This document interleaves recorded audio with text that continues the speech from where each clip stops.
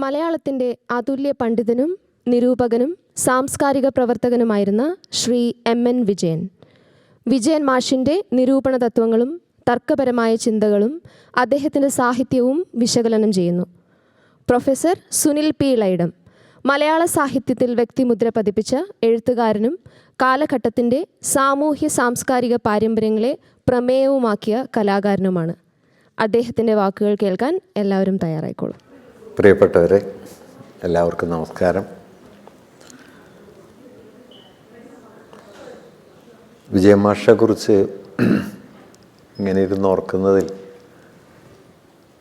വേറൊരു നിലയ്ക്ക് വലിയൊരു സന്തോഷമുണ്ട്.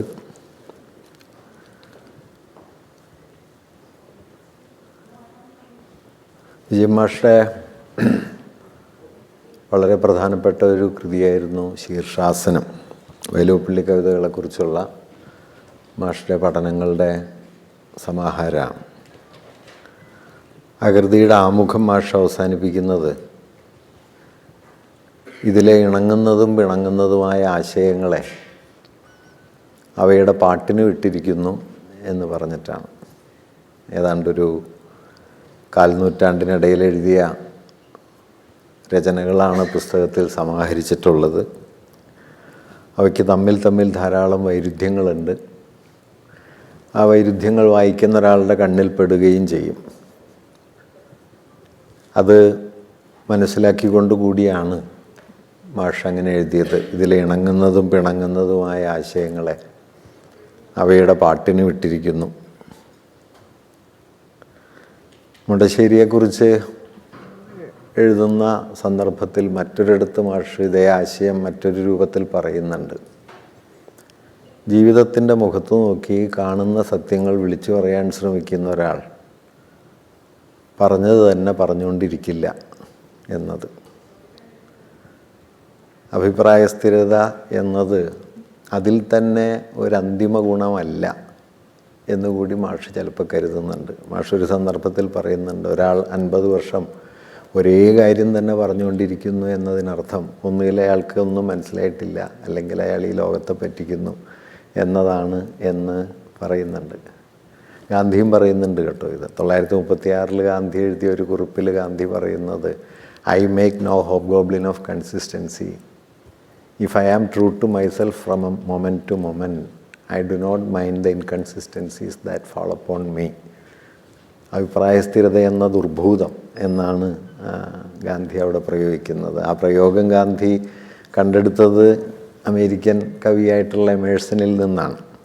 വേണമെങ്കിൽ കൗതുകം തോന്നാവുന്ന ഒരു കാര്യം, അംബേദ്കറും ഇതേ ആശയം ആവർത്തിക്കുന്നുണ്ട് എന്നാണ്. അവർക്കിടയിൽ മറ്റെല്ലാത്തിലും വിയോജിപ്പായിരുന്നുവെങ്കിലും അംബേദ്കർ എമേഴ്സൻ്റെ ഈ വാക്യം ഉദ്ധരിച്ചുകൊണ്ട് തന്നെ എഴുതുന്നത് Emerson says that consistency is the virtue of a donkey and I don't want to be a donkey എന്ന് പറഞ്ഞ് അദ്ദേഹത്തിൻ്റെ വീക്ഷണങ്ങളിൽ വന്ന മാറ്റങ്ങളെ സാധൂകരിക്കുന്നുണ്ട്.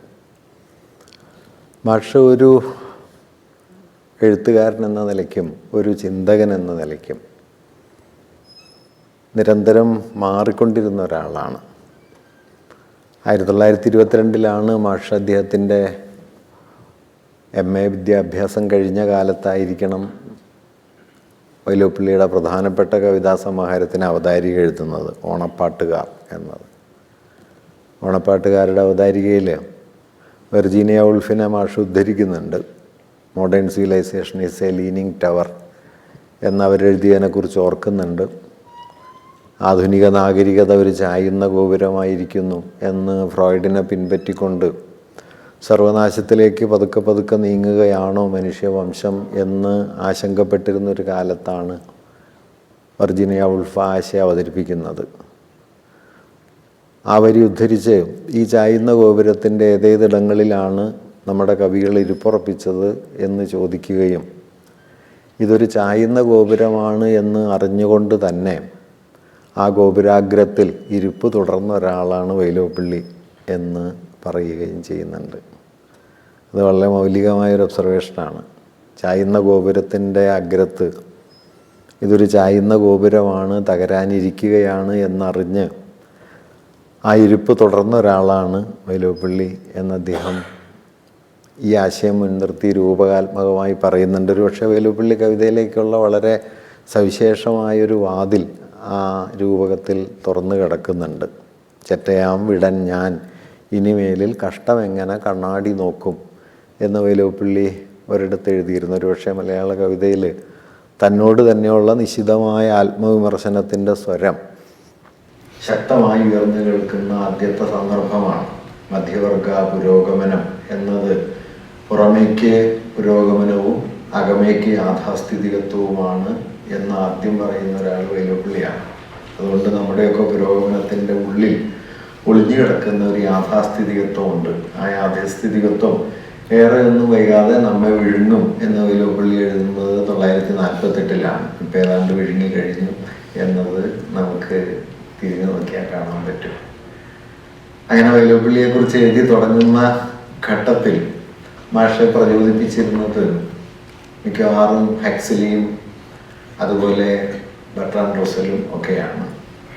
15-16 വയസ്സിലാണ് മാഷ് റസ്സലിനെ കുറിച്ച് ദീർഘമായ 10 ഭാഗങ്ങളുള്ള ഒരു പ്രബന്ധം എഴുതുന്നത്. അന്ന് ഹക്സ്ലിയും അതുപോലെ റസ്സലും ഒക്കെ അദ്ദേഹത്തെ പ്രചോദിപ്പിച്ചിരുന്നു. വെൻഡൻ വിൽക്കി 2ാം ലോക യുദ്ധം കഴിഞ്ഞ് ഒരു കൊച്ചു വിമാനത്തിൽ ലോകം മുഴുവൻ സഞ്ചരിച്ച് മനുഷ്യവംശത്തിൻ്റെ ഏകതയെക്കുറിച്ച് പറഞ്ഞ ആശയം അന്ന് ലോകത്തെ ആകെ പ്രചോദിപ്പിച്ചിരുന്നു. മാഷ് അതേക്കുറിച്ചും ധാരാളമായി പറയുന്നുണ്ട്. വൺ വേൾഡ് എന്ന വെൻഡൻ വിൽക്കിയുടെ കൃതിയെക്കുറിച്ച്. ആ ആശയങ്ങളുടെ ഒക്കെ പ്രചോദനത്തിലാണ് മാഷ് 80കളിലൊക്കെ തൻ്റെ ചിന്താജീവിതത്തെ വിചാര ജീവിതത്തെ മുമ്പോട്ട് കൊണ്ടുപോയത്. എങ്കിലും മലയാളത്തിലെ ഒരു വിമർശകൻ എന്ന നിലയ്ക്ക് അദ്ദേഹത്തെ മൗലികമായി ഉറപ്പിച്ചത് അദ്ദേഹം മനോവിജ്ഞാനത്തെ മുൻനിർത്തിക്കൊണ്ട് നടത്തിയ നിരീക്ഷണങ്ങളാണ്. ആ നിരീക്ഷണങ്ങൾ ആ കവിതകളെക്കുറിച്ചുള്ള മൗലികമായ വസ്തുതാപരമായ അല്ലെങ്കിൽ കവിതയുടെ ഹൃദയത്തിലേക്കുള്ള ശരിയായ വഴിയായിരുന്നു എന്ന് ചോദിച്ചാൽ ആകണമെന്നില്ല. വേലുപ്പിള്ളി കവിതയെക്കുറിച്ച് അദ്ദേഹം പ്രബലമായ 2 പഠനങ്ങൾ എഴുതി. ഒന്ന് മാമ്പഴം എന്നും മറ്റൊന്ന് സഹ്യൻ്റെ മകൻ എന്നുമുള്ള പേരുകളിൽ ഒരുപക്ഷെ പ്രമാണഭദ്രമായി മലയാളത്തിൽ എഴുതപ്പെട്ട ഏറ്റവും മികവുറ്റ, ഏറ്റവും സൗന്ദര്യാത്മകമായി എഴുതപ്പെട്ട, ഏറ്റവും സയുക്തികമായി വാദിക്കപ്പെട്ട പ്രബന്ധങ്ങളാണ് അവ രണ്ടും. പക്ഷെ അവ രണ്ടും മുമ്പോട്ട് വെച്ച വീക്ഷണങ്ങൾ വേലുപ്പിള്ളി കവിതയുടെ ഹൃദയവുമായി ചേർന്നു പോകുന്നതല്ല എന്നാണ് വ്യക്തിപരമായ എൻ്റെ ഒരു തോന്നൽ. പഴയൊരു ബന്ധമുണ്ടല്ലോ, കേസ് നന്നായി വാദിച്ചു പക്ഷെ കേസ് മാറിപ്പോയി,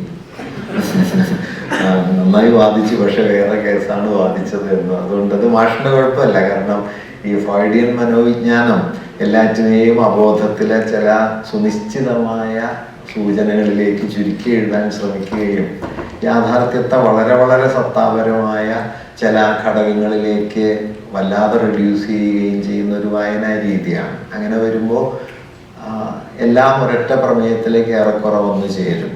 മാഷിൻ്റെ വായനാ രീതിയിൽ നമുക്കത് കാണാൻ പറ്റും. നിങ്ങൾക്കത് കൂടുതൽ കാണണമെങ്കിൽ അദ്ദേഹം കവിതയും മനഃശാസ്ത്രവും എന്ന പേരിൽ സമാഹരിച്ച അദ്ദേഹത്തിൻ്റെ മനോവിജ്ഞാന പഠനങ്ങൾ മൊത്തം വായിച്ചു നോക്കിക്കഴിഞ്ഞാൽ അത് കാളിദാസനാവട്ടെ, അമർഖയ്യാമാകട്ടെ, ശങ്കരക്കുറുപ്പാകട്ടെ, ആശാനാകട്ടെ, വേലുപ്പിള്ളി ആകട്ടെ, ഇവരൊക്കെ തന്നെ ഒന്നുകിൽ ഓറൽ റോട്ടിസിസം അല്ലെങ്കിൽ എനൽ റോട്ടിസിസം അല്ലെങ്കിൽ ഇടിപ്പൽ പ്രമേയം, ഇങ്ങനെ 4-5 തീമുകളിലേക്ക് ചുരുങ്ങി വരുന്നത് കാണാൻ പറ്റും. കവിത അങ്ങനെ ഒരു ഏർപ്പാടല്ല. കവിത വളരെയേറെ വ്യത്യസ്തമായ യാഥാർത്ഥ്യങ്ങളിലും വൈരുദ്ധ്യങ്ങളിലും ഭാവനകളിലും ഒക്കെ വേരാഴ്ത്തി നിൽക്കുന്ന, അതുവഴി ഒരു അപരലോകത്തിലേക്ക് നിരന്തരം ആഞ്ഞുകൊണ്ടിരിക്കുന്ന ഒരു സംഗതിയാണ് കവിത. അതിനെ നിങ്ങൾക്ക് ഇങ്ങനെ സുനിശ്ചിത തത്വങ്ങളിലേക്ക് സംഗ്രഹിക്കാൻ പറ്റില്ല. നമ്മുടെ പഴയ ഒരു കവി പറഞ്ഞ ഒരു കാര്യമുണ്ട്, കവിഞ്ഞു പോകലാണ്, അല്ലാതെ കവിയാതെ സുനിശ്ചിത സ്ഥാനത്ത് നിൽക്കലല്ല കവിതയുടെ ഒരു താല്പര്യം എന്നത്. എങ്കിലും മാഷ് നടത്തിയ ആ ശ്രമം മലയാളത്തിൽ വിമർശനത്തിൻ്റെ ചരിത്രത്തിലെ വളരെ പ്രധാനപ്പെട്ട ഒരു സംഗതിയായിരുന്നു. കാരണം വിമർശനത്തെ മറ്റൊന്നിനെ ആശ്രയിച്ചുകൊണ്ട് ചില തത്വങ്ങൾ പറയുക എന്നതിനപ്പുറം വിമർശനത്തെ അതിൽ തന്നെ ഒരു സ്വയം പര്യാപ്തതയുള്ള സൗന്ദര്യാത്മകമായ അനുഭൂതിപ്രദായകമായ ഒരാവിഷ്കാരമായി അവതരിപ്പിക്കുന്ന മലയാളത്തിലെ പ്രധാനപ്പെട്ട പ്രബന്ധങ്ങളിലൊന്നായിരുന്നു അദ്ദേഹത്തിൻ്റെ സഹ്യൻ്റെ മകൻ പോലുള്ള പഠനങ്ങൾ. അതുകൊണ്ട് അതിപ്പോൾ അദ്ദേഹം മാത്രമല്ല കേട്ടോ. ഇപ്പോൾ കുട്ടികൃഷ്ണമാരാർ ലീലാകാവ്യത്തെക്കുറിച്ച് എഴുതി, ലീല ഭർതൃഘാതിനിയാണ് എന്ന വാദം അവതരിപ്പിക്കുകയും 10-25 കൊല്ലം മലയാളത്തിലെ വായനക്കാരെ ചുറ്റിക്കുകയും ചെയ്തു. വാസ്തവത്തിൽ ആ കവിതയുടെ ഹൃദയവുമായി യാതൊരു ബന്ധമില്ലാത്തൊരു കാര്യമാണ് ഭർത്താവ് എങ്ങനെ മരിച്ചു എന്നുള്ളത്. അവളുടെ ശൈലിയാം പുരുഷൻ ഒരു നാൾ ഉഷസ്സിൽ ഉണർന്നിടാതെയായി എന്ന് 2 വരിയെ ആശാൻ അതിനെക്കുറിച്ച് എഴുതിയിട്ടുള്ളൂ. അത്ര നിസ്സാരമാണ് ഭർത്താവ് എന്നാണ് അതിൻ്റെ ഒരു അർത്ഥം. പക്ഷെ മാരാര് പറഞ്ഞു അതങ്ങനെ ഉണരാണ്ടായതല്ല, ലീല വന്നതാണ് എന്ന് പറയുകയും പിന്നെ ആണോ അല്ലയോ എന്നതിനെ കുറിച്ച് മലയാളികൾ മുഴുവൻ വ്യാകുലപ്പെടുകയും 10-20 കൊല്ലം അതിൻ്റെ ഇടയിൽ കടന്നുപോവുകയും ചെയ്തു. വാസ്തവത്തിൽ ഒരു കവിതയുടെ ഹൃദയാനുഭവവുമായി യാതൊരു ബന്ധവും ഇല്ലാത്തൊരു കാര്യത്തെ ആ കവിതയെക്കുറിച്ചുള്ള ഏറ്റവും പ്രധാനപ്പെട്ട ചർച്ചാ കേന്ദ്രമാക്കാൻ മാരാർക്ക് കഴിഞ്ഞു. അതായത് മാരാരുടെ ഒരു ബുദ്ധിപൂർവ്വതയുടെയും യുക്തിഭദ്രതയുടെയും ഒക്കെ ഒരു തെളിവാണ്. ഏതാണ്ട് അതുപോലെ ഒരു വാദരീതി നമുക്ക് സഖ്യന്റെ മകൻ പോലുള്ള പഠനങ്ങളിൽ കാണാനായിട്ട് കഴിയും. എന്നാൽ മാഷ് അടുത്തൊരു ഘട്ടത്തിൽ ഏതാണ്ട് 70കളിലാണ് അദ്ദേഹത്തിന്റെ മനോവിജ്ഞാന പഠനങ്ങളൊക്കെ വരുന്നത്. 70കൾ കഴിയുമ്പോഴേക്കും മാഷ് ഈ മനോവിജ്ഞാനത്തിന്റെ പ്രത്യേകിച്ചും ഫ്രോയിഡിയൻ സൈക്കോ അനാലിസിസിന്റെ വഴികളെ ഉപേക്ഷിച്ചു എന്ന് പറയാൻ പറ്റില്ല. അതിൽ നിന്ന് അദ്ദേഹം മറ്റ് ചിലയിടങ്ങളിലേക്ക് കൂടി കടക്കുകയും ഒരുപക്ഷെ സാംസ്കാരിക വിമർശനം എന്നൊക്കെ പിൽക്കാലത്ത് നമ്മൾ വിശേഷിപ്പിക്കുന്ന ചില വിചാര രീതികളെ മലയാള വിമർശനത്തിലേക്ക് കൊണ്ടുവരാൻ തുടങ്ങുകയും ചെയ്തു. ഇതൊരു സയുക്തികമായ ആവിഷ്കാരമായിരുന്നു എന്ന് പറയാൻ പറ്റില്ല. കാരണം സഖ്യന്റെ മകനും മറ്റുമൊക്കെ എഴുതിയതിന് ശേഷം മാഷ് പിന്നെ ഏറെ ഒന്നും എഴുതിയിട്ടില്ല. മിക്കവാറും സംസാരിക്കുക മാത്രമാണ് ചെയ്തത്. അതേക്കുറിച്ച് മാഷോടൊരു ഇന്റർവ്യൂവിൽ ചോദിക്കുന്നുണ്ട്, ഇപ്പോൾ ഒന്നും എഴുതുന്നില്ലല്ലോ, മാഷ് കാര്യമായിട്ടൊന്നും എഴുതിയില്ലല്ലോ, പ്രസംഗിക്കുക മാത്രമല്ലേ ചെയ്യുന്നുള്ളൂ. അപ്പൊ മാഷ് മറുപടി പറഞ്ഞത് ബുദ്ധനും ക്രിസ്തുവും പ്രസംഗിച്ചിട്ടേ ഉള്ളൂ, എഴുതിയിട്ടില്ല. അങ്ങനെയാണ് മാഷ മറുപടികൾക്കൊക്കെ അങ്ങനെ വളരെ സവിശേഷമായ ഒരു സ്പാർക്കുണ്ട്. പണ്ട് ലീലാൽ ടീച്ചർ പറഞ്ഞു മാർക്സിസ്റ്റ് പാർട്ടി കൂട്ടിലടച്ച സിംഹമാണ് എം.എൻ. വിജയൻ എന്ന് പറഞ്ഞു. അപ്പൊ അതേക്കുറിച്ച് ചോദിച്ചപ്പോൾ മാഷ് പറഞ്ഞു ദേശീയ പ്രസ്ഥാനം കൂട്ടിലടച്ച സിംഹമാണ് ഗാന്ധി എന്ന് ആരും പറഞ്ഞിട്ടില്ല എന്നാണ്. ഇങ്ങനെയുള്ള ചില സൂക്ഷ്മതകൾ അദ്ദേഹത്തിന്റെ ഉത്തരത്തിലുണ്ട്.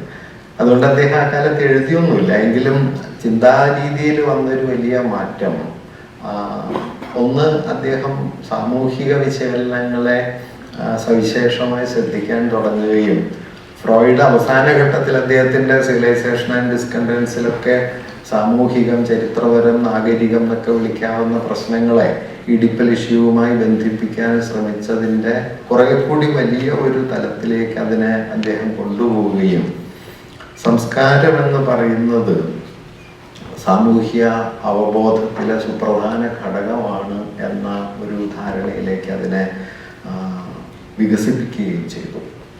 ഒരു നിലയ്ക്ക് പറഞ്ഞാൽ മാർക്സിസം മുമ്പോട്ട് വയ്ക്കുന്ന ഒരു സാമൂഹ്യ വിശകലനത്തിൻ്റെ ചില ഉൾക്കാഴ്ചകളെ അദ്ദേഹം മനോവിജ്ഞാനത്തിൻ്റെ ആശയാവലികളുമായി പല നിലയിൽ ചേർത്ത് വയ്ക്കാൻ ശ്രമിക്കുകയും വളരെ ഭദ്രമെന്നൊന്നും പറയാൻ കഴിയുന്നതല്ലെങ്കിലും ഇവ തമ്മിലുള്ള ഇണക്കങ്ങളുടെയും പിണക്കങ്ങളുടെയും ഒരു വിചാരമണ്ഡലത്തെ അദ്ദേഹം രൂപപ്പെടുത്തുകയും ചെയ്തു. അതുവഴി അദ്ദേഹം തന്നെ മുൻപ് ആലോചിച്ച, ഉദാഹരണത്തിന് വൈലോപ്പിള്ളി കവിതയെ കുറിച്ച് തന്നെ പുതിയ ആലോചനകൾ അദ്ദേഹം നടത്തുന്നുണ്ട്. ഈ ഘട്ടത്തിൽ കുടിയൊഴിക്കലിനെ കുറിച്ച് വളരെ മർമ്മസ്പർശിയായ നിരീക്ഷണങ്ങൾ ഇക്കാലത്തെ പ്രസംഗങ്ങളിൽ വരുന്നുണ്ട്.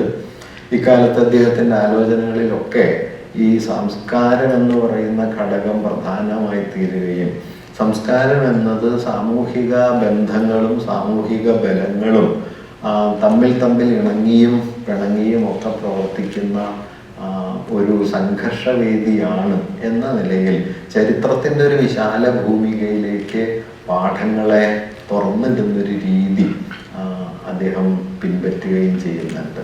വാസ്തവത്തിൽ അദ്ദേഹത്തിൻ്റെ ഈ വിചാരരീതിയുടെ ഒരു പ്രേരണ സംശയരഹിതമായിട്ടും ആദ്യം മുതലേ ആലോചനയിൽ കൊണ്ടു നടന്ന കേസരി ബാലകൃഷ്ണപിള്ളയാണ്.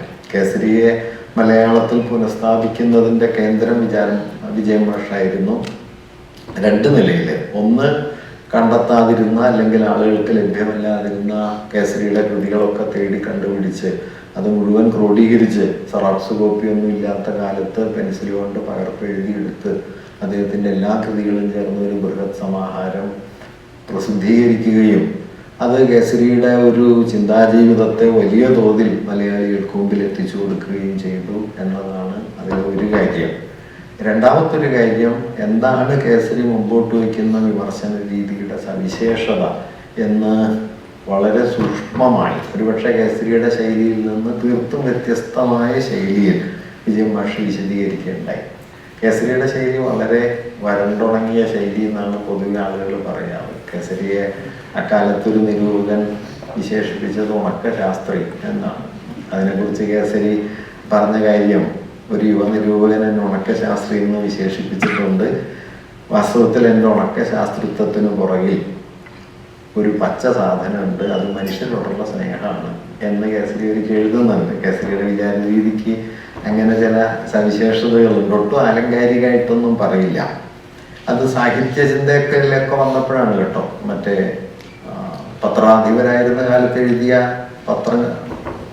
മുഖപ്രസംഗങ്ങൾക്ക് നല്ല ശക്തിയുണ്ട്. പക്ഷേ സാഹിത്യ ചിന്തയിലൊന്നും അദ്ദേഹം ആലങ്കാരിക ഭാഷ ഒട്ടും ഉപയോഗിക്കാതിരിക്കുകയും വളരെ വസ്തുനിഷ്ഠമായി മാത്രം കാര്യങ്ങൾ പറയാൻ ശ്രമിക്കുകയും ഒക്കെ ചെയ്യുന്നുണ്ട്. ഇപ്പോൾ റൊമാൻറ്റിസിസത്തിന് കാൽപ്പനികത എന്ന മനോഹരമായൊരു മലയാള വാക്കുണ്ടെങ്കിലും, മനോഹരമാണെങ്കിലും കാര്യം എന്താണെന്ന് മനസ്സിലാവില്ല. അതാണ് എൻ്റെ ഒരു പ്രത്യേകത. റൊമാൻറ്റിസിസം ആണെന്ന് അറിയുന്നതുകൊണ്ടാണ് നിങ്ങൾക്ക് കാൽപ്പനികത എന്ന് പറഞ്ഞാൽ മനസ്സിലാവുന്നത്. കാൽപ്പനികത എന്ന് മാത്രം പറഞ്ഞു കഴിഞ്ഞാൽ അതെന്താ സംഗതി എന്ന് തിരിയാൻ പിന്നെ വേറെ വായിക്കണം. ഇപ്പോൾ കേസരി അതിന് പകരം റൊമാൻറ്റിസിസത്തിനൊരു മലയാളം പദം കൊടുത്തത് മനം നോക്കി പ്രസ്ഥാനം എന്നാണ്. കാരണം ഒരാൾ ലോകത്തെ അങ്ങനെ കാണാതെ തന്നിൽ തന്നെ ലയിപ്പിച്ചിട്ട് തൻ്റെ ഉള്ളിൽ കാണുന്ന ലോകത്തെ യഥാർത്ഥ ലോകമായിട്ട് കാണുക. ഇന്നലെ രാത്രിയിൽ ഞാനൊരു പൂവിൻ്റെ മന്ദസ്മിതത്തിൽ കിടന്നുറങ്ങി എന്നതുപോലെ എഴുതുക. ഇങ്ങനെ കേസരിയുടെ രീതി അതിനെതിരായിരുന്നു, അലങ്കാര ഭാഷയ്ക്കെതിരായിരുന്നു. വിജയൻ മാഷാകട്ടെ വളരെ അലങ്കാരികമായിട്ടോ രൂപകാത്മകമായിട്ടോ മാത്രം പറയുന്ന ഒരാളുമായിരുന്നു. പക്ഷെ ആ രൂപകാത്മക ഭാഷയിലൂടെ, രൂപകാത്മക ഭാഷയായിട്ടൊരു ഉദാഹരണം പറഞ്ഞാലും കേസരി സിംബലിസ്റ്റ് മൂവ്മെന്റിനെ കുറിച്ച് വിസ്തരിച്ചെഴുതുകയും ശങ്കരക്കുറുപ്പിന്റെ കവിത മലയാളത്തിലെ സിംബോളിക് കവിതയുടെ മാതൃകയാണ് എന്ന് വിസ്തരിക്കുകയൊക്കെ ചെയ്ത സമയത്ത് കുട്ടികൃഷ്ണമാരാർ അത് വാസ്തവത്തിൽ പുതിയതായിട്ട് അതിനകത്തൊന്നുമില്ല, അത് പഴയ രൂപകാതിശോക്തി തന്നെയാണ് ഈ സിംബലിസം എന്ന് എഴുതുകയുണ്ടായി. വിജയൻ മാഷ് ആ കാര്യം ഉദ്ധരിച്ചിട്ട് പറയുന്നത്, കറുപ്പ് എന്നത് ശരീരവ്യാപിയായ മറുകിൻ്റെ പേരല്ല എന്നറിയാൻ നാം എത്ര കാലം എടുക്കുന്നു എന്നാണ്. കാരണം സിംബലിസം എന്ന് പറയുന്നത് കാവ്യശരീരത്തിൽ ആകെ പടർന്നു നിൽക്കുന്ന ഒരു ഭാവുക പ്രവണതയാണ്.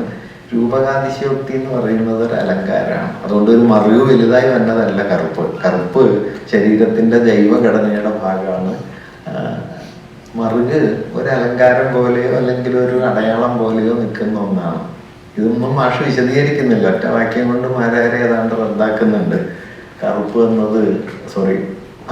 എന്നത് ശരീരവ്യാപിയായ മറുകിൻ്റെ പേരല്ല എന്നറിയാൻ നാം എത്ര കാലം എടുക്കുന്നു. ഇങ്ങനെ സൂക്ഷ്മമായ നിരീക്ഷണങ്ങളിലൂടെ തൻ്റെ വിചാര രീതികളെ കാവ്യാത്മകമായി അവതരിപ്പിക്കുന്ന ഒരാളായിരുന്നെങ്കിലും മറുഭാഗത്തു നിന്ന കേസരിയാണ് അദ്ദേഹത്തിൻ്റെ ചിന്തയെ സ്വാധീനിച്ചത്. കേസരി സാഹിത്യത്തെ കണ്ടത് സാഹിതീയമായ ഒരു കാര്യമായിട്ടല്ല, സാഹിതീയം മാത്രമായ ഒരു കാര്യമായിട്ടല്ല, നരവംശപരവും ചരിത്രപരവും ഭൗതികവും ഭൂവിജ്ഞാനപരവും ഒക്കെയായ ഘടകങ്ങൾ ചേർന്നാണ് കലയുടെ ഉള്ളടക്കവും കലയുടെ അനുഭവവും രൂപപ്പെടുന്നത് എന്ന് മലയാളത്തിൽ ആദ്യം തിരിച്ചറിയുന്ന ആളുകളിൽ ഒരാൾ കേസരിയാണ്. ഒരുപക്ഷെ മലയാളത്തിൽ ഭൗതികവാദപരമായ നിരൂപണത്തിൻ്റെ ഏറ്റവും പ്രധാനപ്പെട്ട അടിത്തറ ഉണ്ടാക്കുന്നതും കേസരിയാണ്. ഭൗതികവാദം എന്ന് പറയുമ്പോൾ നമ്മുടെ യുക്തിവാദത്തിൻ്റെയോ യാന്ത്രിക ഭൗതികത്തിൻ്റെയോ തലത്തിലല്ല അതിനെ കാണേണ്ടത്. കേസരി മനുഷ്യരുടെ വികാരാനുഭൂതികളെയൊക്കെ പ്രധാനമായിട്ട് കണ്ട ആളാണ്, അവയൊക്കെ ഭൗതികമാണ് എന്ന് പരിഗണിക്കുകയും ചെയ്ത ആളാണ്.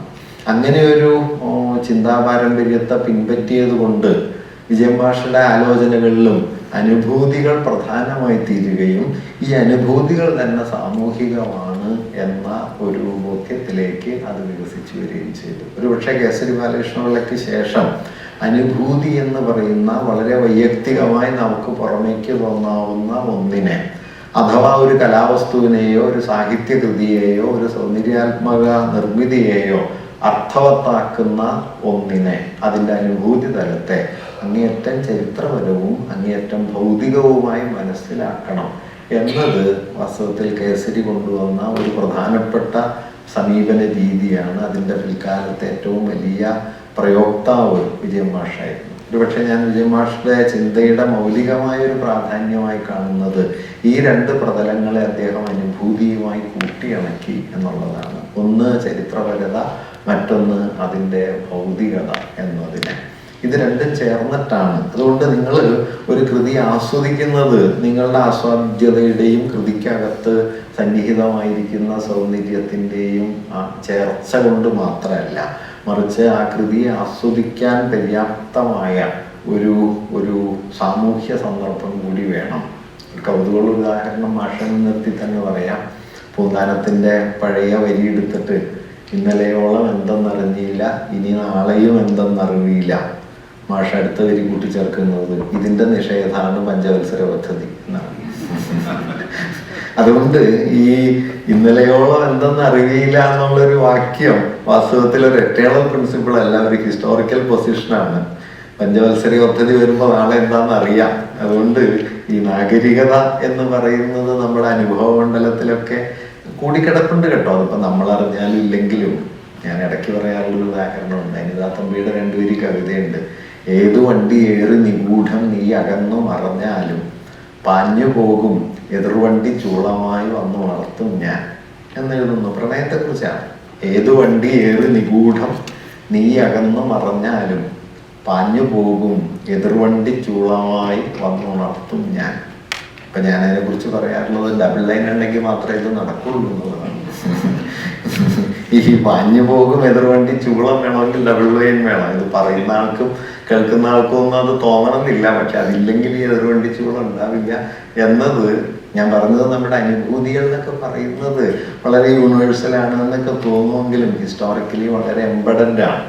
ഈ എംബോഡിമെന്റ് എന്താണ്, ഭാഷയിൽ എങ്ങനെയാണ്, രൂപസംവിധാനത്തിൽ എങ്ങനെയാണ്, വാക്പ്രയോഗങ്ങളിൽ എങ്ങനെയാണ് എന്ന് തേടിക്കൊണ്ടിരിക്കുക എന്നുള്ളതാണ് ഒരു പക്ഷേ ചരിത്രാവബോധമുള്ളൊരു നിരൂപകൻ ചെയ്യുന്ന പ്രധാനപ്പെട്ട ഒരു കാര്യം. മാഷത് നിരന്തരം ചെയ്യും. മാഷ പ്രസംഗങ്ങളിലൊക്കെ ഞങ്ങളൊക്കെ കേട്ടു വളർന്ന പ്രസംഗങ്ങളിൽ തന്നെ മാഷ് ധാരാളം പറയുന്നുണ്ട്. മാഷ് പറയുന്നുണ്ട്, ആകാശത്തിലെ വെളുത്ത മേഘങ്ങളെ കണ്ടിട്ട് കാളിദാസന്റെ യക്ഷൻ അത് ഐരാവതങ്ങൾ കൊമ്പുകുത്തി കളിക്കുകയാണോ കുബേരന്റെ ആനകൾ വപ്രക്രീഡ പരിണത ഗജപ്രേക്ഷണീയം തളർച്ച എന്ന് മേഘസന്ദേശത്തിൽ ചോദിക്കുന്നുണ്ട്.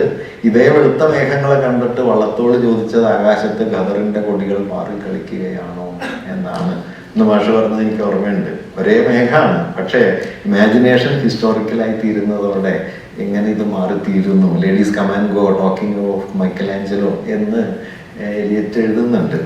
അത് ഒരു തകരുന്ന നാഗരികതയുടെ നടുവിൽ നിന്ന് എല്ലാം ക്ഷുദ്രമായി തീരുന്ന സമയത്ത് കലയുടെ ഉച്ചസ്ഥാനത്ത് നിൽക്കുന്ന രചനകൾ വരെ വെറും നേരം പോക്കായി തീരും. ഇപ്പോഴാണെങ്കിൽ അത് അതിനേക്കാൾ ശക്തിയിൽ പറയണം. എന്തും നേരം പോക്കായി വെറും വർത്തമാനമായി തീർന്നു. എലിയറ്റ് എഴുതിയത് 100 കൊല്ലം മുമ്പാണ്.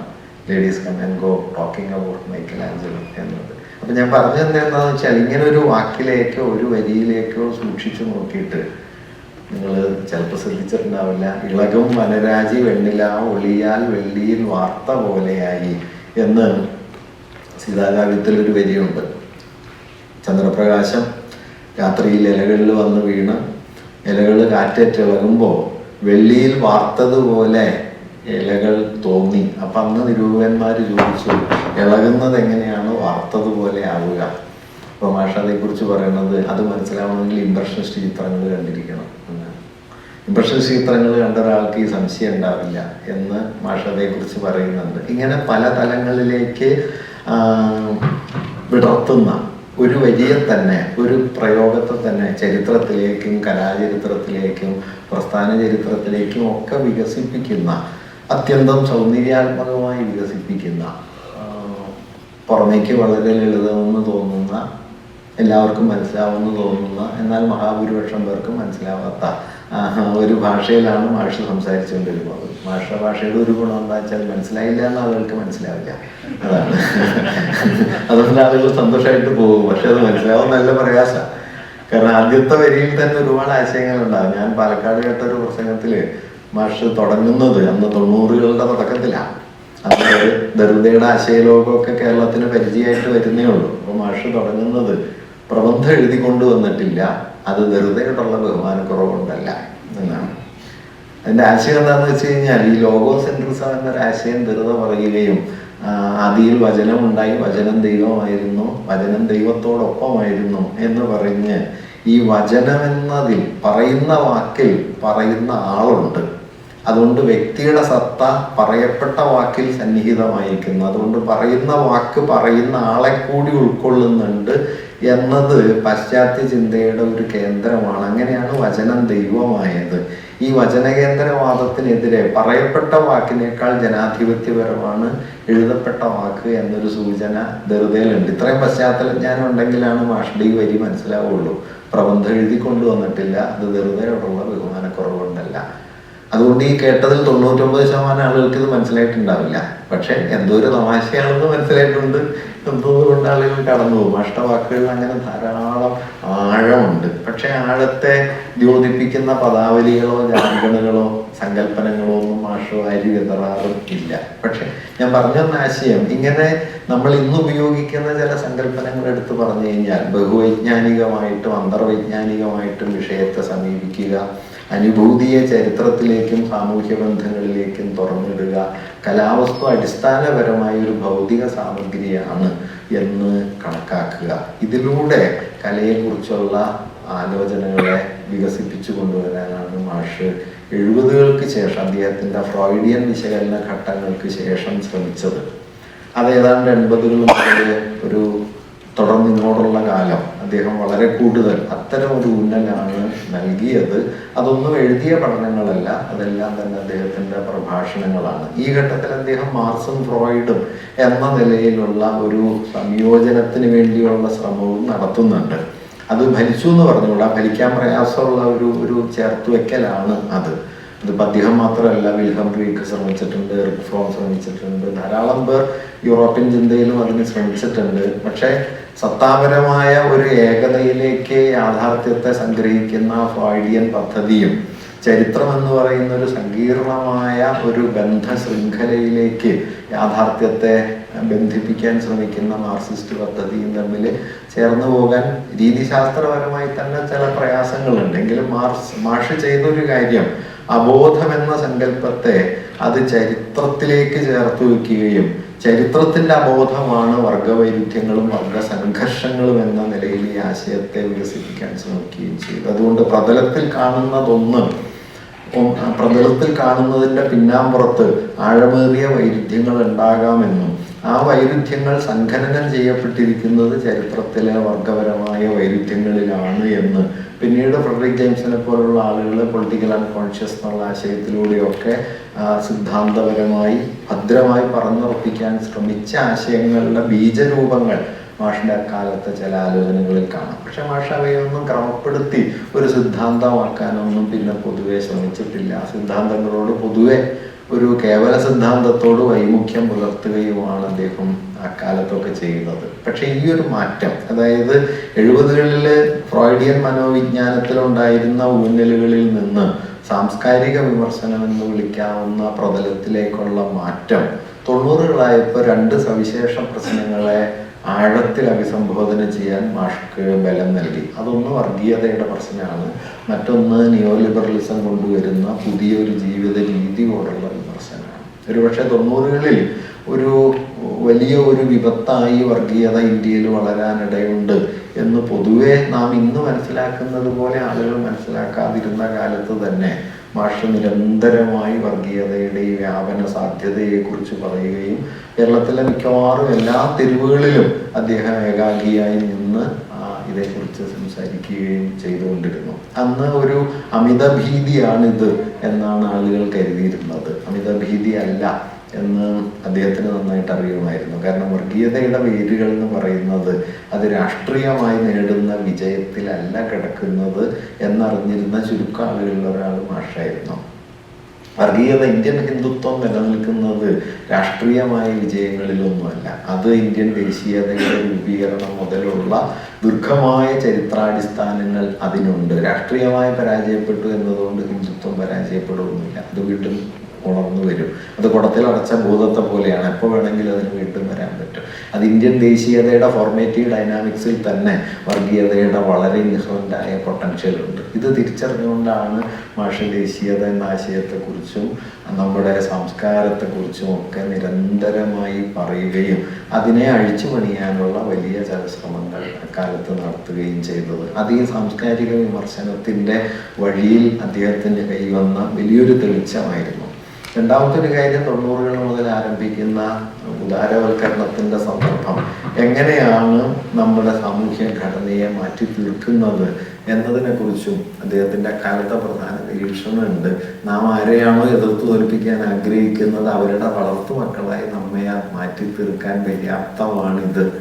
അതുകൊണ്ട് ശത്രു വളരെ അകലെയൊന്നുമല്ല, നമ്മുടെ വീട്ടുമുറ്റത്താണ്. ഒരുപക്ഷെ ഞാൻ ഇത് അവസാനിപ്പിക്കാം. അദ്ദേഹത്തിൻ്റെ ഈ ഒരു സാംസ്കാരിക വിശകലനത്തിൽ വന്ന ഊന്നൽ 4-5 പ്രധാനപ്പെട്ട എഴുത്തുകാരിലേക്ക് അദ്ദേഹത്തിൻ്റെ ആലോചനകളെ കൂടുതൽ കൊണ്ടുവന്നു എന്ന് പറയാം. അതിലൊന്ന് നേരത്തെ സൂചിപ്പിച്ച വൈലോപ്പിള്ളിയാണ്, മറ്റൊന്ന് ചങ്ങമ്പുഴയാണ്, മൂന്നാമതൊരാൾ കുമാരനാശാനാണ്, നാലാമതൊരാൾ ബഷീറാണ്. ഈ 4 പേരാണ് അദ്ദേഹത്തിൻ്റെ ചിന്താജീവിതത്തെ നിരന്തരമായി പ്രചോദിപ്പിച്ചുകൊണ്ടിരുന്ന എഴുത്തുകാർ. വിമർശകൻ എന്ന നിലയിൽ കേസരി ബാലകൃഷ്ണപിള്ളയും. ഈ 5 പേരെയും ശ്രദ്ധിച്ചാൽ നിങ്ങൾക്ക് കാണാൻ കഴിയുന്ന കാര്യം, ഇവരുടെ എഴുത്തുകളൊന്നും സൗന്ദര്യാത്മകതയുടെ കേവല തലങ്ങളിലല്ല, മറിച്ച് അവരുടെ കാലത്തെ വലയം ചെയ്ത എല്ലാ വൈരുദ്ധ്യങ്ങളിലും വേരാഴ്ത്തി നിന്നാണ് ഇവരൊക്കെ എഴുതിയത്. വൈലോപ്പിള്ളി ഒരു ഭാഗത്ത് സർപ്പക്കാവ് എഴുതും, മറ്റൊരു ഭാഗത്ത് എണ്ണപ്പുഴുക്കളും എഴുതും. ഒരു ഭാഗത്ത് പ്രകൃതിയെ വെട്ടിച്ചുട്ട് കൃഷിയിടമാക്കുന്നതിനെ കുറിച്ച് പറയും, മറ്റൊരു ഭാഗത്ത് പ്രകൃതിയുടെ അന്തിമമായ മഹിമയെക്കുറിച്ചും പറയും. കുമാരനാശാനൊക്കെ ആകട്ടെ തൻ്റെ കാലത്ത് ഉണ്ടായിരുന്ന എല്ലാ പ്രവണതകളോടും ഏറിയും കുറഞ്ഞും ബന്ധപ്പെട്ട ഒരാളായിരുന്നു. കാലത്തിൻ്റെ വൈരുദ്ധ്യങ്ങളിൽ ആണ്ട് ജീവിച്ച എഴുത്തുകാരായിരുന്നു ഇവരെല്ലാം. ചങ്ങമ്പുഴയായാലും, ചങ്ങമ്പുഴയെക്കുറിച്ചൊക്കെ അന്ന് പറയുന്നൊരു കാര്യം, ചങ്ങമ്പുഴയ്ക്ക് ഒരു നിലപാടില്ല. കാരണം ചങ്ങമ്പുഴ എഴുതിയതിനെതിരെ ചങ്ങമ്പുഴ തന്നെ അടുത്താഴ്ച എഴുതും, വേറെ ആരെങ്കിലും എഴുതേണ്ട ഒരു കാര്യമില്ല. അതുമായിരുന്നു പുള്ളിയുടെ ഒരു ഗുണം. അത് ചങ്ങമ്പുഴയ്ക്ക് നിലപാടില്ല എന്ന് പറഞ്ഞ് ചങ്ങമ്പുഴയ്ക്കെതിരെയുള്ള ഒരു വിമർശനമായിട്ട് അതൊന്ന് വന്നിരുന്നു. തൃപ്പൂണിത്തുറ വായനശാലയിൽ ഒരു പ്രമേയവും പാസാക്കി, ചങ്ങമ്പുഴ കവിത എഴുത്ത് നിർത്തണം എന്ന് പറഞ്ഞ് ആളുകളെ വഴിതെറ്റിക്കുന്നു. ചങ്ങമ്പുഴ അതിനെക്കുറിച്ച് കവിത എഴുതി കേട്ടോ. അപ്പോൾ ഈ ചങ്ങമ്പുഴയ്ക്ക് വേണ്ടി പക്ഷെ അന്നൊരു ഡിഫൻസ് വന്നത് കേസരിയുടെയാണ്. കേസരി ചങ്ങമ്പുഴയുടെ തത്വശാസ്ത്രം എന്നൊരു പ്രബന്ധം എഴുതി. ആ പ്രബന്ധത്തിൽ മർമ്മസ്പർശിയായ ഒരു വാക്കുണ്ട്. വാക്യം ഇതാണ്: ചങ്ങമ്പുഴയ്ക്ക് വാസ്തവത്തിൽ ഒരു തത്വശാസ്ത്രമുണ്ട്. ഒരാൾ എന്തായി ജീവിക്കാൻ ആഗ്രഹിക്കുന്നുവോ അതായി നിലനിൽക്കാൻ ഈ സമുദായം അയാളെ അനുവദിക്കുന്നില്ല എന്നതാണ് ചങ്ങമ്പുഴയുടെ തത്വശാസ്ത്രം. വേണമെങ്കിൽ നിങ്ങൾക്ക് മാനിഫെസ്റ്റോയിൽ മാർക്സ് എഴുതിയ മനോഹരമായ ഒരു വരി ഓർക്കാം: all that is solid melts into air. ഖരമായതൊക്കെ ആവിയായി തീരുന്നു, ഒന്നും നിന്നിടത്ത് നിൽക്കുന്നില്ല, എല്ലാം ഉരുകി മറിയുന്നു. അങ്ങനെ ഉരുകി മായുന്ന ഒരു കാലത്ത് ഒരു കവി എന്ത് ചെയ്യുന്നു? അയാൾ പലയിടങ്ങളിലേക്ക് ചെതറുന്നു. ആ ചെതറലിൻ്റെ പേരാണ് ചങ്ങമ്പുഴ, അതല്ലാതെ ഒരാളുടെ പേരല്ല എന്ന് കേസരി എഴുതുന്നുണ്ട്. ഇതെല്ലാം ഞാൻ പറഞ്ഞത് ഇങ്ങനെ കേസരി, ചങ്ങമ്പുഴ, ബഷീർ, അതുപോലെ വൈലോപ്പിള്ളി, കുമാരനാശാൻ ഇങ്ങനെയുള്ള കവികളിലേക്ക് മാഷശ്രദ്ധ ഊന്നിയത് നിശ്ചയമായും ഈ വൈരുദ്ധ്യങ്ങളെ സങ്കലനം ചെയ്ത് നിൽക്കുന്ന ഒന്നാണ്. നമ്മുടെ സമകാലിക സാഹിത്യ ചിന്തകനായ റാൻസിയെ സാഹിത്യത്തെക്കുറിച്ച് പറയും the living dialectic, that is what is literature എന്ന് പറയും. ജീവിക്കുന്ന വൈരുദ്ധ്യാത്മകതയാണ്. ആ വൈരുദ്ധ്യാത്മകതയെ നമ്മുടെ ഭാഷയുടെ ചരിത്രത്തിൽ ഭാവനാബന്ധങ്ങളിൽ കണ്ടെടുക്കാനുള്ള ഏറ്റവും വലിയ ശ്രമങ്ങളിലൊന്നും മാഷുടേതായിരുന്നു എന്നാണ് ഞാൻ കരുതുന്നത്. ഒരു കാര്യം കൂടി പറഞ്ഞില്ലെങ്കിൽ അതിലൊരു അനീതി ഉണ്ടാവും. മാഷ് അവസാന കാലത്ത് ഇടതുപക്ഷത്തിനെതിരെ നടത്തിയ വിമർശനങ്ങളിൽ ഗുണാത്മകമായൊരു ഘടകം ഉണ്ടായിരുന്നു. അത് ഇടതുപക്ഷത്തിനുള്ളിൽ സംഭവിക്കുന്ന വലതുപക്ഷത്തെക്കുറിച്ചുള്ള വൽക്കരണത്തെക്കുറിച്ചുള്ള മാഷുടെ നിരീക്ഷണങ്ങളായിരുന്നു. പക്ഷേ ആ വിമർശനത്തെ അതിൻ്റെ മറുകണ്ഠത്തിലേക്ക് മാഷ് തന്നെ കൊണ്ടുപോവുകയും ജനകീയാസൂത്രണം CAA പദ്ധതിയാണ് മുതലായ അതിവാദങ്ങളിലേക്ക് പോവുകയും ചെയ്തതോടെ മാഷ് ഉന്നയിച്ച അടിസ്ഥാന വിമർശനങ്ങൾ അതിവാദങ്ങളിൽ ചെന്നുപെട്ട് ഇപ്പോൾ എന്താ പറയുക, സ്വർഗരതി ജീർണതയാണ് എന്നും പരിസ്ഥിതി അല്ലെങ്കിൽ ദളിത് പ്രശ്നങ്ങൾ വർഗരാഷ്ട്രീയത്തെ ഇല്ലാതാക്കുന്ന ഏർപ്പാടാണ് എന്നുമൊക്കെയുള്ള അതിവാദങ്ങളിൽ ചെന്നുപെട്ടതോടെ വാസ്തവത്തിൽ മാഷ് ഉന്നയിച്ച ശരിയായ വിമർശനത്തിൻ്റെ മുന തന്നെ അവസാന കാലത്ത് നഷ്ടപ്പെടുന്ന ഒരു സ്ഥിതി വന്നൊരു പക്ഷേ മാഷിന്റെ ചിന്താരീതിയിൽ വന്ന ഒരു പരിമിതിയായിട്ട് എനിക്ക് തോന്നിയ ഒരു കാര്യമാണ്. അതുകൂടി നമ്മൾ പറയേണ്ടതുണ്ട്. കാരണം മാഷ് പറഞ്ഞിട്ടുള്ളൊരു കാര്യം, ഒരാളെ ആദരിക്കാനുള്ള ശരിയായ വഴി അയാളോടുള്ള വിയോജിപ്പുകൾ അയാളോട് തന്നെ പറയുക എന്നതാണ്. അദ്ദേഹം ഇല്ലാത്തതുകൊണ്ട് നമുക്കിവിടെ പറയാം എന്നത് കൊണ്ട് കൂടിയായി. അങ്ങനെ ആ വിയോജിപ്പുകളൊക്കെ നിലനിൽക്കുമ്പോഴും നമ്മുടെ സാഹിത്യ വിമർശനത്തെയും സാഹിത്യ ചിന്തയെയും സംസ്കാര വിമർശനത്തിലേക്കും സാമൂഹ്യ വിമർശനത്തിലേക്കും ഇത്ര ആഴത്തിൽ വികസിപ്പിച്ചെടുത്ത വലിയ ചിന്തകൾ നമുക്കില്ല. പിന്നെ എപ്പോഴും കവിതയുടെ ഒരു ഉള്ളുണ്ടായിരുന്ന ഒരാളായിരുന്നു മാഷ്. ഒരു വരണ്ട ഭാഷയിൽ അല്ല അദ്ദേഹം എഴുതിയത്, കവിത ഉടനീളം വാരി വെതറിക്കൊണ്ടാണ് മാഷിന്റെ പ്രയോഗങ്ങൾ ഒക്കെ ഉണ്ടായിട്ടുള്ളത്. ആ നിലയിൽ ആലോചിച്ചാൽ നമ്മുടെ ഭാഷയുടെ ചരിത്രത്തിലെ വലിയ പേരുകളിൽ, വലിയ ഉയർന്ന ശിരസ്സുകളിൽ ഒന്നാണ് സഖിന്റെ മകൻ എന്ന് മാഷിനെ കുറിച്ചും പറയാവുന്നതാണെന്ന് ഞാൻ കരുതുന്നു. നമസ്കാരം.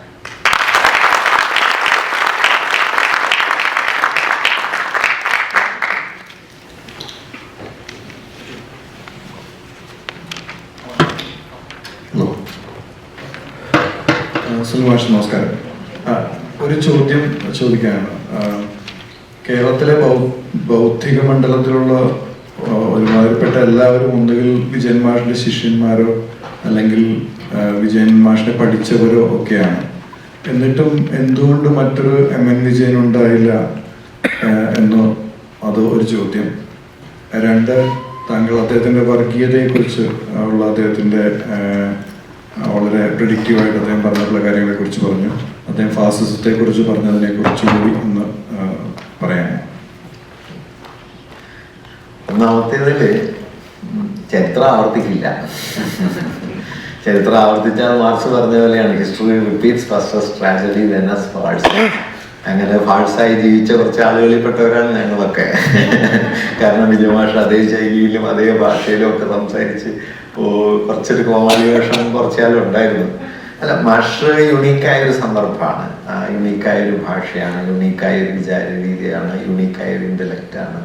അതിന് നമുക്ക് ആവർത്തിക്കാൻ പറ്റില്ല. പക്ഷെ മാഷ് കൊണ്ടുവന്ന വിചാര രീതികൾക്ക് മലയാളത്തിൽ ചില തുടർച്ചകളുണ്ടെന്നാണ് കേട്ടോ ഞാൻ കരുതുന്നത്. അത് അദ്ദേഹം ഒരു സ്കൂൾ സ്ഥാപിച്ചു എന്നുള്ളതല്ല. അങ്ങനെ ഒരു സ്കൂളൊന്നും മാഷിന്റെ പേരിലില്ല. മാഷിന്റെ അനുയായികളായ ആളുകൾ പലരും ആകട്ടെ മാഷിന്റെ ചിന്താപരമായ വ്യാപ്തി ഒന്നുള്ളവരാണെന്ന് വ്യക്തിപരമായി എനിക്ക് തോന്നിയിട്ടുമില്ല. പക്ഷെ മാഷ് തുറന്നിട്ട വഴിക്ക് പല തുടർച്ചകളും മലയാളത്തിലുണ്ട്. പ്രത്യേകിച്ചും കലയെയും സാഹിത്യത്തെയും സംബന്ധിച്ച ഒരു സാംസ്കാരിക വിചിന്തനത്തിന്റെ മണ്ഡലം മലയാളത്തിൽ പ്രബലമായിട്ടുണ്ട് എന്ന് തന്നെയാണ് ഞാൻ കരുതുന്നത്. അതിൻ്റെ ദൗർബല്യങ്ങളൊക്കെ ഉണ്ടെങ്കിലും.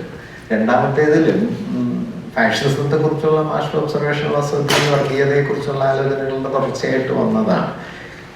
കാരണം ഇന്ത്യൻ ഫാഷിസത്തെ മനസ്സിലാക്കാനായിട്ട് യൂറോപ്പിന്റെ മാനദണ്ഡങ്ങളൊന്നും അല്ല വേണ്ടതെന്നും അത് ഇന്ത്യയിൽ അധ്യാത്മത്തിൻ്റെയും മതത്തിൻ്റെയും ഒക്കെ പരിവേഷത്തിലായിരിക്കും വരിക എന്നുള്ളത് വളരെ മുമ്പേ നിരീക്ഷിക്കപ്പെട്ട കാര്യമാണ്.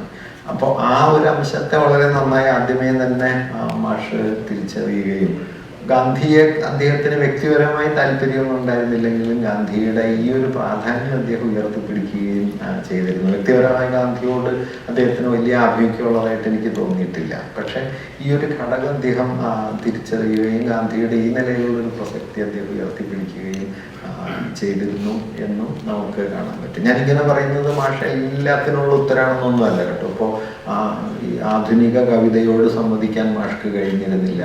മോഡേണിസ്റ്റ് നോവല് സാഹിത്യമായിട്ട് അദ്ദേഹത്തിന് ബന്ധമൊന്നും ഉണ്ടായിരുന്നില്ല. അദ്ദേഹത്തിൻ്റെ അഭിരുചിക്കും ഒരു പരിധി ഉണ്ടായിരുന്നു. എല്ലാവരുടെയും അഭിരുചികൾക്ക് പരിധി ഉണ്ടാവും. എല്ലാ നല്ലതും ആസ്വദിക്കാനോ എല്ലാറ്റിനോട് എൻഗേജ് ചെയ്യാനോ ഒരു എഴുത്തുകാരന് കഴിയില്ല, എഴുത്തുകാരിക്കും കഴിയില്ല. അതൊന്നും മാഷിനും കഴിഞ്ഞിട്ടില്ല. പക്ഷെ ഇത് പ്രധാനപ്പെട്ട ഒരു കാര്യമാണ് എന്ന് എനിക്ക് തോന്നിയതുകൊണ്ട് ഞാൻ പറഞ്ഞിരുന്നുള്ളൂ. ഫാഷിസത്തെ കുറിച്ച് മാഷ് മുമ്പേ പറഞ്ഞിരുന്നു, ഇത് നമ്മുടെ പഠിക്കിലേക്ക് എത്തുന്നുണ്ട് എന്ന് 90കളിൽ പറഞ്ഞിരുന്നു. അപ്പൊ പുലി വരുന്നേ എന്ന് പറഞ്ഞ് ഇല്ലാത്തൊരു പുലിയെ കുറിച്ച് പേടിപ്പിക്കുകയാണെന്നാണെന്ന് പൊതുവെ ആളുകൾ പറഞ്ഞിരുന്നത്. മാഷ് പക്ഷെ അങ്ങനെയല്ല അതിനെ കണ്ടിരുന്നത്. മാഷിന്റെ ആ ഒരു ജാഗ്രത വളരെ പ്രധാനമായിരുന്നു എന്ന് തന്നെയാണ് എനിക്ക് തോന്നുന്നത്. പക്ഷെ അതുകൊണ്ട് ഗുണമുണ്ടായോ എന്നത് സംശയമാണ്. നമ്മൾ മിക്കവാറും നാട്ടിലെ ഫെസ്റ്റിവലെല്ലാം കാണാറുണ്ട്, സംസാരിക്കാറുണ്ട്. അന്നൊക്കെ ഞാൻ മാഷിനോട് സ്വകാര്യമായിട്ട് ചോദിക്കുന്ന ഒരു ചോദ്യങ്ങളിലൊക്കെ ചിലപ്പോഴൊക്കെ ഒരു ഉത്തരം കൃത്യമായിട്ട് കിട്ടിയിട്ടില്ല എന്ന് എനിക്ക് തോന്നുന്നത്. അതിവിടെ ആവർത്തിക്കാമെന്ന് വിചാരിക്കുന്നു. മാഷ് ഏറ്റവും കൂടുതൽ രാമായണം മഹാഭാരതം ഒക്കെ വളരെ കൃത്യമായ രീതിയിൽ ആൾക്കാർക്ക് ദഹിക്കത്തക്ക രീതിയിലുള്ള പുസ്തകങ്ങൾ ഒരുപാട് എഴുതി കഴിഞ്ഞു, പ്രസംഗിച്ചും കഴിഞ്ഞു. പക്ഷേ ഏറ്റവും ഒടുവിൽ ഞാൻ അറിയുന്നത് മാഷിനെ അമ്പല കമ്മിറ്റി വരെ വിളിക്കുന്നുണ്ട് രാമായണവും മഹാഭാരതവും ഒക്കെ സംസാരിക്കാനായിട്ട്. അപ്പോൾ എൻ്റെ ചോദ്യം ഇതാണ്, മാഷ് സംസാരിക്കുന്ന രാമനെ കുറിച്ച് വളരെ കൃത്യമായ രീതിയിലുള്ള കാഴ്ചപ്പാടുകൾ പൊതുജനങ്ങൾ എടുത്തിട്ടില്ല എന്നുള്ളതാണ് എൻ്റെ വിശ്വാസം. അതായത് വിജയൻ മാഷിനെ എങ്ങനെയാണോ പൊതുസമൂഹം മനസ്സിലാക്കാതെ പോയത്, ഏതാണ്ട് അതേ ഒരു രീതി തന്നെയാണ് മാഷ് രാമായണത്തെക്കുറിച്ച് പറയുന്നത്, മഹാഭാരതത്തെക്കുറിച്ച് പറയുന്നത് മനസ്സിലാക്കാതെ പോകുന്നത്. ഏതെങ്കിലും ഒരു കാലഘട്ടത്തിൽ ഏതെങ്കിലും ഒരു ഘട്ടത്തിൽ അതൊരു പോസിറ്റീവ് ഇമ്പാക്റ്റ് സമൂഹത്തിൽ ഉണ്ടാക്കാൻ പറ്റുമെന്ന് മാഷ് കരുതുന്നുണ്ടോ? ഇതൊരു കുഴഞ്ഞ കേസാണ്. എൻ്റെ ഉത്തരവാദി ഞാനല്ല. ചരിത്രത്തിൽ ഇതൊരു കുഴഞ്ഞ കേസാണ്. ഇപ്പോൾ ഗാന്ധി കൊല്ലപ്പെട്ടതിന് ശേഷം റാം മനോഹർ ലോഹ്യ ഒരു പഠനം എഴുതുന്നുണ്ട്, രാം കൃഷ്ണ ആൻഡ് ശിവ എന്ന് പറഞ്ഞിട്ട്. അപ്പം അദ്ദേഹത്തിൽ പറയുന്ന ഒരു കാര്യം, രാമായണത്തിൽ 2 പാരമ്പര്യങ്ങളുണ്ട്. ഒന്ന് വാൽമീകിയുടെ പാരമ്പര്യം, മറ്റൊന്ന് വസിഷ്ഠന്റെ പാരമ്പര്യം. വസിഷ്ഠന്റെ പാരമ്പര്യം ബ്രാഹ്മണ്യത്തിൻ്റെതാണ്, വാൽമീകിയുടെ പാരമ്പര്യം കരുണയുടേതാണ്. ഇതിൽ കരുണയുടെ പാരമ്പര്യത്തെ ആ രാമനിൽ കണ്ടെടുക്കാനും ഉറപ്പിക്കാനുള്ള അവസാനത്തെ ശ്രമമായിരുന്നു ഗാന്ധി എന്ന് അദ്ദേഹം പറയുന്നുണ്ട്. അതായത് രാമായണം എന്ന് പറയുന്നതിനെ ഒരു സുനിശ്ചിത പാഠമാക്കി ഉറപ്പിച്ച് അതിൻ്റെ അന്തിമ സത്യം ഹിന്ദുത്വവാദികൾ മുമ്പോട്ട് വയ്ക്കുന്ന ഈശ്വരാവതാരമായ രാമൻ എന്നത് മാത്രമാണ് എന്ന് വകവെച്ച് കൊടുക്കുന്നതാണോ ശരി, അതോ രാമായണത്തെ പലതരം സംഘർഷങ്ങളുള്ള, അകമേ ഏറ്റുമുട്ടലുകളുള്ള, പല പാരമ്പര്യങ്ങളുള്ള ഒരു തുറന്ന ടെക്സ്റ്റാക്കി നിർത്തലാണോ ശരി? ഇതാണ് ഇതിനകത്തുള്ളൊരു മൗലികമായ ചോദ്യം. ഇതിൽ 2 വീക്ഷണങ്ങളുമുണ്ട്. രാമായണം ഒരു കാരണവശാലും ഏതെങ്കിലും നിലയിൽ പുരോഗമനപരമായ ഒരു ആശയമാക്കാൻ കഴിയില്ല എന്ന് കരുതുന്ന ആളുകളുണ്ട്. അംബേദ്കറേറ്റുകൾ അങ്ങനെ കരുതുന്നുണ്ട്, ലെഫ്റ്റ് ലിബറൽസ് അങ്ങനെ കരുതുന്നുണ്ട്, ഇടതുപക്ഷ വീക്ഷണമുള്ള പലരും അങ്ങനെ കരുതുന്നുണ്ട്, മറിച്ച് കരുതുന്നവരും ഉണ്ട്. ഞാനിതിൽ 2ാമത് കരുതുന്ന ഒരാളാണ്. അത് ഞാൻ സ്വീകരിച്ചത് രാമായണത്തെക്കുറിച്ച് മാത്രമൊന്നുമല്ല. എനിക്ക് വളരെ തെളിച്ചം തന്നൊരു ഒബ്സർവേഷൻ ഞാൻ നേരത്തെ പറഞ്ഞ കേസരിയുടെയാണ്. പള്ളത്തുരാമൻ എന്ന് പറയുന്ന മലയാളത്തിലെ കവി രാമായണത്തിനെതിരെ രാവണായനം എന്ന പേരിൽ ഒരു കൃതി എഴുതാൻ തുടങ്ങുകയും അതേക്കുറിച്ച് അദ്ദേഹം ലോകത്തോട് പറയുകയും ചെയ്തു പത്രപ്രസ്താവന വഴി. അന്ന് കേസരി ജീവിച്ചിരിപ്പുണ്ട്. കേസരി അതിനെ പിന്തുണച്ചുകൊണ്ട് മുഖപ്രസംഗം എഴുതി. രാവണനെ നായകനാക്കുന്ന സമയത്ത് ജൈനമതം എങ്ങനെയാണ് രാവണനെ അവതരിപ്പിച്ചിട്ടുള്ളത്, ജൈനമതത്തിൽ 64 ശലാകാ പുരുഷന്മാരിൽ ഒരാളാണ് രാവണൻ, അതിൽ നിന്ന് എന്തൊക്കെ ആശയങ്ങൾ രാവണായനത്തിന് എടുക്കാം എന്നെല്ലാം പറഞ്ഞ് അതിനെക്കുറിച്ച് വിസ്തരിച്ച് വിശദീകരിച്ചതിന് ശേഷം അവസാനം എഴുതുന്നൊരു വാക്യം, പക്ഷേ രാവണായനം എഴുതിക്കൊണ്ട് മിസ്റ്റർ പള്ളത്തുരാമൻ സാധിക്കാനിരിക്കുന്ന വിപ്ലവത്തിൻ്റെ പല മടങ്ങ് വിപ്ലവം രാമായണം വീണ്ടും എഴുതിക്കൊണ്ട് മിസ്റ്റർ കുമാരനാശാൻ സാധിച്ചിട്ടുണ്ട്. അതുകൊണ്ട് ഇന്നത്തെ കവികൾ മിസ്റ്റർ കുമാരനാശാന്റെ വഴി പിന്തുടരുന്നതാണ് നല്ലത് എന്നൊരു നിർദ്ദേശം കേസരി വയ്ക്കുന്നുണ്ട്. ഇതിൻ്റെ കാരണം എന്താണെന്ന് വെച്ചാൽ, രാമായണത്തോട് നമ്മൾ എന്തുകൊണ്ട് എൻഗേജ് ചെയ്യേണ്ടി വരുന്നു എന്ന് ചോദിച്ചാൽ അത് നമുക്കിഷ്ടം ഉണ്ടായതുകൊണ്ടൊന്നും ആവണമെന്നില്ല, അതിവിടെ ഉണ്ട് എന്നുള്ളതുകൊണ്ടാണ്. നേരത്തെ ഇവിടെ സംഭാഷണത്തെ നരേന്ദ്രൻ സൂചിപ്പിച്ചു, 2000 കൊല്ലമായിട്ട് ഇവിടെ പ്രവർത്തിക്കുന്നു. അത് ഇപ്പോഴും പ്രവർത്തിക്കുന്ന ഒരു സംഗതി ഉണ്ടെങ്കിൽ, അതിനകത്ത് നമുക്ക് എതിർക്കേണ്ടതായ ഒരു ഘടകം ഉണ്ടെങ്കിൽ അത് അതിനുള്ളിൽ കടന്നു തന്നെ എതിർക്കാനേ പറ്റുള്ളൂ. നിങ്ങൾ ഈ കളിക്കളത്തിന് പുറത്ത് വേറൊരു കളം ഉണ്ടാക്കി അവിടെ നിങ്ങൾ കളിച്ചാൽ ഈ ടെക്സ്റ്റിനൊന്നും സംഭവിക്കില്ല. കേരളത്തിൽ രാമായണം ഏറ്റവും ആഴത്തിൽ വെല്ലുവിളിക്കപ്പെട്ടത് ഒരു രാവണായനം കൊണ്ടുമല്ല, ചിന്താവിഷ്ടയായ സീത കൊണ്ടാണ്. ചിന്താവിഷ്ടയായ സീത ഉയർത്തിയ ചോദ്യങ്ങളാണ് കഴിഞ്ഞ 1 നൂറ്റാണ്ടിനിടയിൽ രാമായണത്തിന്റെ ഒരു ബ്രാഹ്മണ സംസ്കാരത്തെയോ പുരുഷാധികാരത്തെയോ ആഴത്തിൽ വെല്ലുവിളിച്ചത്. അത് പുറത്തു നിന്നുള്ള ചോദ്യമല്ല, അകത്തു നിന്നുള്ള ചോദ്യമാണ്. അതുകൊണ്ട് രാമായണത്തെക്കുറിച്ചും മഹാഭാരതത്തെക്കുറിച്ചും ഒക്കെ നാം പറയേണ്ടി വരുന്നത് അത് ഇങ്ങനെ ഒരു പ്രബല ശക്തിയായി നമ്മുടെ സമൂഹത്തിൽ ഉണ്ട് എന്നതുകൊണ്ടാണ്. അത് നമുക്ക് ആഗ്രഹിച്ചില്ലാതാക്കാൻ പറ്റില്ല. ഇറ്റ് ഇസ് ദയർ, അതൊരു റിയാലിറ്റിയാണ്. 2ാമത്തെ കാര്യം, അങ്ങനെ പ്രവർത്തിക്കുന്ന ഒരു ടെക്സ്റ്റായിട്ട് അതുണ്ടെങ്കിൽ അതിനോട് എങ്ങനെയാണ് ബന്ധപ്പെടേണ്ടത്? 2 വഴിയുണ്ട്. ഒന്ന്, ഹിന്ദുത്വവാദികളൊക്കെ മുമ്പോട്ട് വയ്ക്കുന്ന ഈ ടെക്സ്റ്റിന്റെ അന്തിമാർത്ഥം ഇതാണ് എന്ന് മുൻകൂറായി പറയുകയും അതിൻ്റെ ഉടമാവകാശം അവർക്ക് ഏൽപ്പിച്ചു കൊടുക്കുകയും ചെയ്യുക.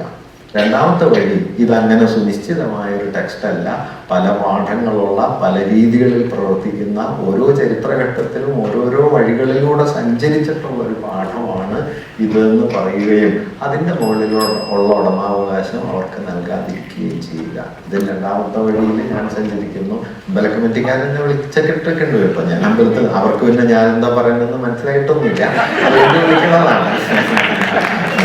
അല്ലാതെ അത് മനസ്സിലായിട്ട് വിളിച്ചതൊന്നുമല്ല. രാമായണമല്ലേ സന്തോഷമല്ലേ എന്ന് വിളിക്കുന്നു. വിളിച്ചിട്ടൊക്കെ ഉണ്ട് 1-2 തവണ. അപ്പൊ പിന്നെ അങ്ങനെ വിളിക്കാറൊന്നുമില്ല.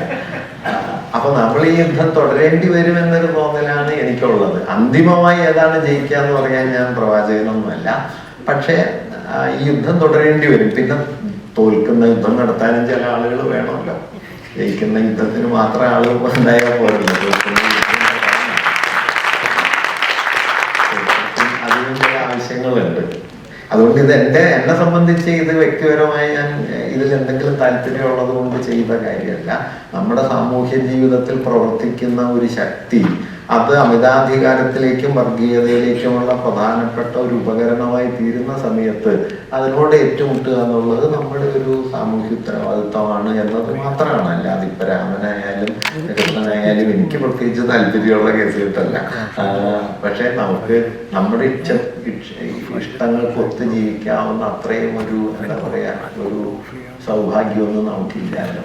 നമ്മളൊക്കെ കാലത്തിന്റെ ഇരുട്ടിന് നടുവിൽ ഇങ്ങനെ കെട്ടുപോയ അല്പജന്മങ്ങളല്ലേ. അപ്പൊ അതുകൊണ്ട് നമുക്ക് കുറെയൊക്കെ കാലത്തിന്റെ പിടിക്കകത്ത് നിൽക്കേണ്ടി വരും. അവരവരുടെ ഇച്ഛ കൊണ്ട് ലോകം തീർത്ത് മാറ്റാന്നുള്ളത് മനുഷ്യരെ കരുതാറുണ്ട്, പ്രയാസമാണ്. യുദ്ധം ചെയ്യേണ്ടി വരും.